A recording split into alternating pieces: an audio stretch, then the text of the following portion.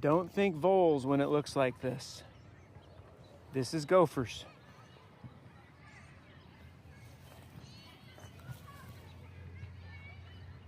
This is where gophers don't need to make piles, because the reason they make these holes is to come feed above the ground. So they just patch them up a little bit. They just come up here, they ate all this grass.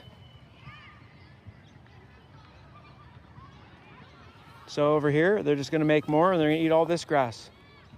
They don't need to make piles because the tunnels go on here forever and they've been here for ages. Gophers eat a lot of plants above ground when you're not looking.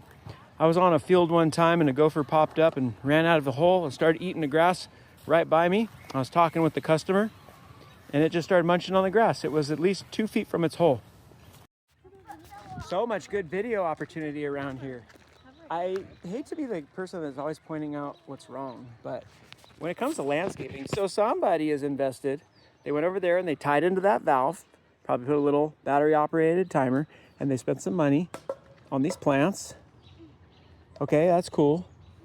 But there is just a ton of gophers in this lawn and they're gonna be over there in no time. And you think, well, why would they go from the lawn to this plain old dirt?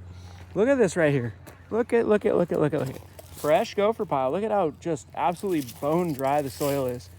This is really recent.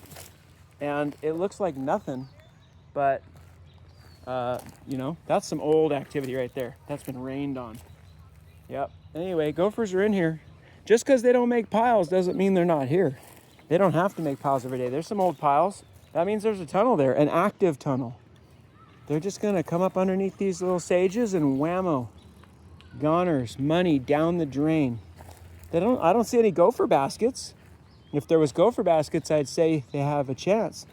But then they put some mulch, and mulch is good for the landscape, but it hides the gopher activity for a while. And then the gophers get to really working the plants over. And then you got to move all the mulch to find to dig up the tunnel and set your traps. And then it's a mess. Oh, here we go. Sorry for the sunlight. The glare, look at that, boom. Gopher damage coming right here to eat this little agapanthus. Bummer. Always a bummer. Anyway, this is what happens, folks.